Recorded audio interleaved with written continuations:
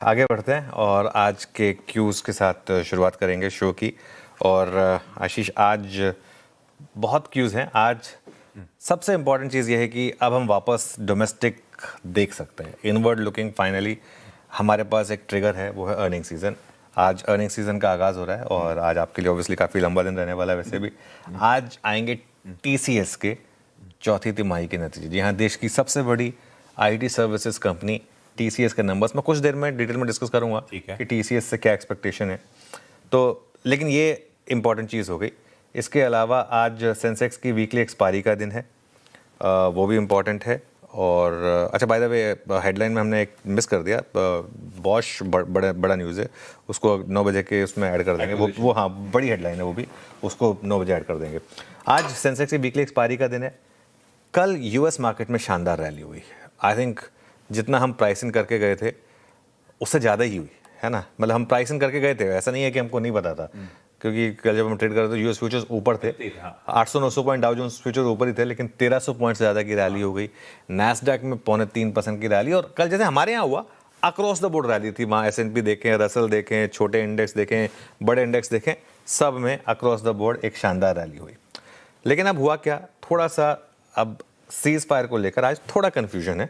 और जो cease fire का एब्सोल्यूट लो था करीब करीब $90 का, वहां से ब्रेंट क्रूड रिकवर होकर करीब करीब 98 तक पहुंचा। आज सुबह का हाई 98 करीब था। एक बार दिखा दीजिए वापस कहां पर है। अच्छी बात यह है कि टिका नहीं वहां पे, वापस हम 96.8 के करीब आ गए। और कल हम 95-96 को छोड़ के गए। ऐसा कुछ नहीं है कि कोई बहुत ज़्यादा दिक्कत हो गई है, लेकिन स्ट्रेट ऑफ हॉर्मुज वापस ब्लॉक हो गया है। अच्छा, एक और इंटरेस्टिंग चीज़ निकल कर आई है सीज फायर के, जो जिसे कहते हैं डेविल इन द डिटेल। ये जो ईरान खोल रहा है हॉर्मुज, ये विद कंडीशन है, वो टोल लगा रहा है, नाका बनाएगा। हाँ, नाका लगा रहा है। वो हर शिप का वो 20 करोड़ रुपए अगर लेगा तो सोचिए कितना मतलब दिक्कत आने वाली है ना। अगर हर शिप का आपको 20 करोड़ रुपए देना पड़ गया तो ब्रेंट मान लो आ भी गया, क्रूड मान लो 70 पर आ भी गया, उसमें $5-6 की अगर ट्रांसपोर्टेशन कॉस्ट जुड़ गई हमारे लिए, तो भाई दिक्कत तो आई गई ना फिर भी। तो इसके लिए थोड़े अगले कुछ दिनों में थोड़ा सा इसको देखना होगा। देखिए, इसके लिए मैं एक चीज़ कह रहा हूँ, अभी भी ये व्यू नहीं है कि मार्केट ऑल टाइम हाई पर चला जाएगा। अभी भी व्यू ये है कि ये एक अच्छी खासी रिलीफ रैली है जो 24,800 तक जाएगी शायद। उसके बाद बहुत कुछ डिपेंड करेगा, क्योंकि हम सिर्फ युद्ध की वजह से नहीं गिरे थे, ये बात भी याद रखिएगा। खैर, वो बात की बात है। ईरानी अधिकारियों ने क्या कहा कि सीज फायर का उल्लंघन हुआ है और इजराइल ने लेबनान में हमले किए हैं, और कुवैत, बहरीन, इजराइल, सब कई देशों में मिसाइल हमलों की खबरें आई हैं। अमेरिका के जो राष्ट्रपति उपराष्ट्रपति हैं JD वैंस, उन्होंने कहा है कि भाई लेबनान सीज फायर का हिस्सा नहीं था। लेकिन ईरान का कहना अलग है। ईरान कह रहा है जो पाकिस्तान ने जो प्रपोजल दिया था उसमें लेबनान शामिल था। और ईरानी संसद के स्पीकर जो है वो जो काफ़ी आउटस्पोकन रहे हैं वैसे भी, उन्होंने कहा कि अमेरिका पे ट्रस्ट नहीं कर सकते हम, क्योंकि अमेरिका बार बार इस तरीके की चीज़ें करता है और बार बार अपनी कमिटमेंट्स जो है उसके पीछे जाता है। और इजराइल पर लेबनान पे हमला बड़ा है वैसे, एक्चुअली करीब करीब 180-200 लोग के करीब वहाँ पर उनकी डेथ भी हुई है।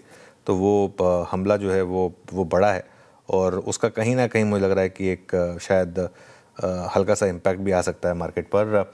तो ऐसे में कोई भी बातचीत जो है वो बेमानी होगी, ये ईरान कह रहा है। पर ट्रंप क्या कह रहे हैं, अब आ जाइए उन पर, क्योंकि ज़्यादा उनके ऊपर फर्क पड़ता है। ट्रंप ने सॉफ्ट रखी है अपनी टोन।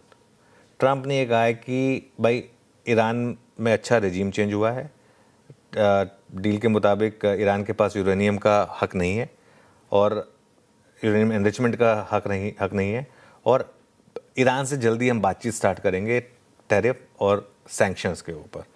तो जो ईरान के स्पीकर ने कहा, कम से कम डोनाल्ड ट्रंप ने फिर भी एक एस्केलेशन नहीं किया, उन्होंने ये भी कहा है। उन्होंने लेकिन ये बात भी कही है कि जो पाकिस्तान के जो PM ने लेबनान की बात की थी वो नहीं है। तो प्रेसिडेंट और वाइस प्रेसिडेंट दोनों कह रहे हैं कि लेबनान नहीं है। अब ये मामला अगर यहाँ पर फंस गया कि लेबनान इसमें है या नहीं है, और इजराइल, देखिए लेबनान का पूरा मतलब जो है वो इजराइल से at the end of the day, है ना।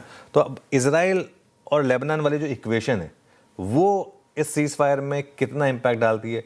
कल को उठकर क्या दोनों ये कहते हैं कि एक स्टेज आ जाए, या तो दोनों देश ये बोल रहे हैं ईरान और US कि भाई देखिए जो इजराइल और लेबनान के बीच में वो उनके बीच का है, हम नहीं जानते।